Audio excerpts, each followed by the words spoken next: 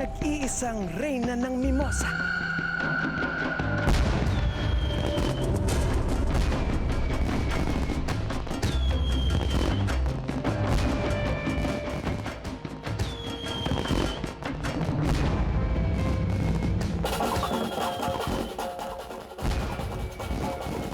Ang bango niya. Ganda pa ka mo. Her exquisite looks captivate me indeed.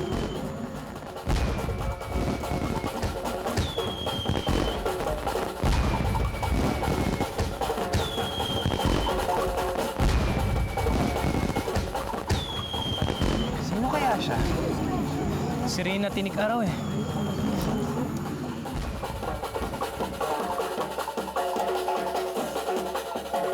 Ano po ang may paglilingkod namin sa inyo?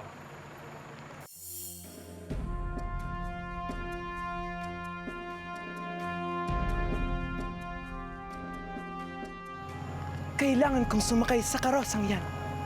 Karosa? Subalit ang karosang yan ay para sa aming Prinsesa Mimosa. Prinsesa lang siya. Ako, ang reyna. Higit pa sa iyong inaakala. Okay lang po kung gusto niyang sumakay dito, Mr. Campana. Maglalakad na lang po ako. Pero Ami,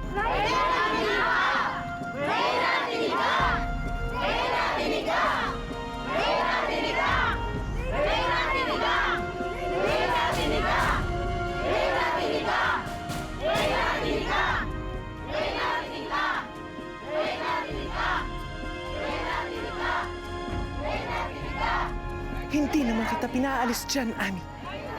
Nais lamang kitang samahan sa karosang yan. yun naman pala eh. Sige, pwede na po kayong sumakay.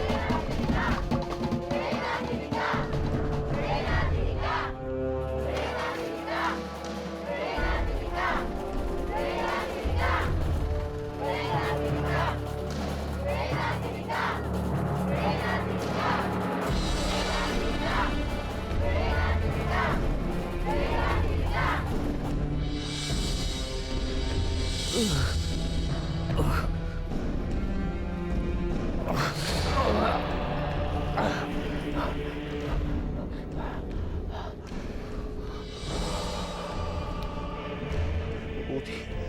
Hindi ako nakain ng halaman na yun, ah. Ligas pa ako.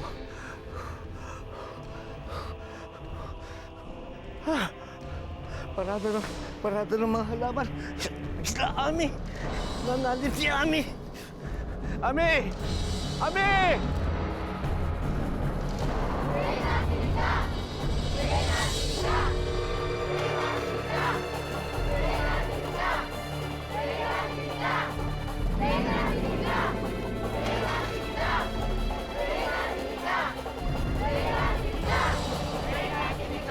Kuya! Papain mo na si Ate Ami! Ano? Papain mo na si Ate Ami! Bakit? Kakagatin siya ng limosang negrang yun eh!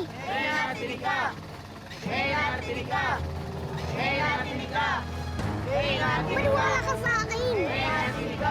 Sasaktan niya ang lahat ng mga tao rito! Master yun eh!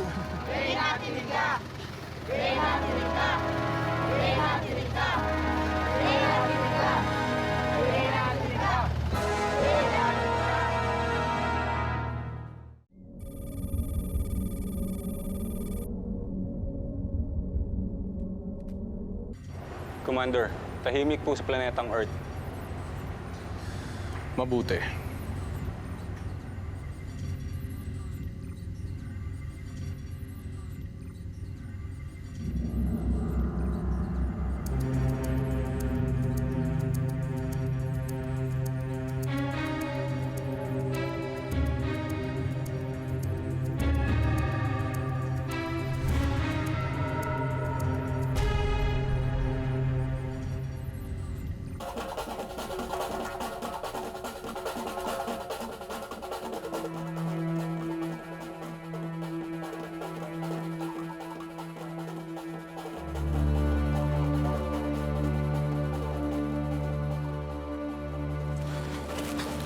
Si Azul!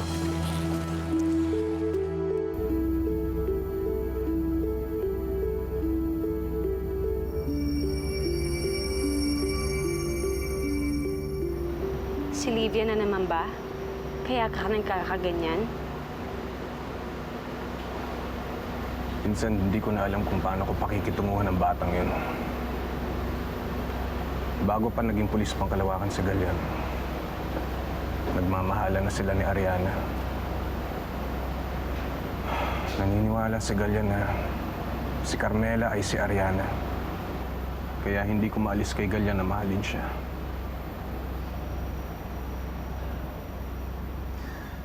Paano yung pagbabawal ng batas pangkalawakan ng pagmamahalang matagal nang umuusbong? Sino ang kausap niyo, Commander Zion?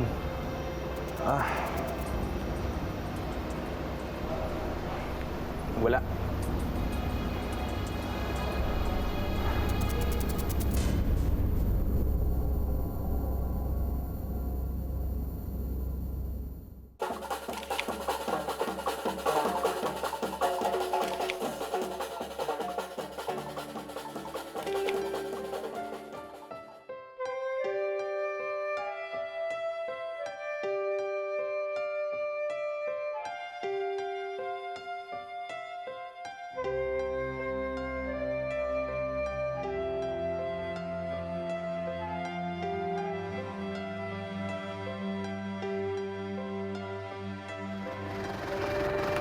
Sir Vano?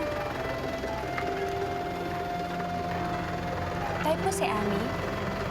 Ha? Kung ano yung tinatanong mo eh. Doon muna ako ah.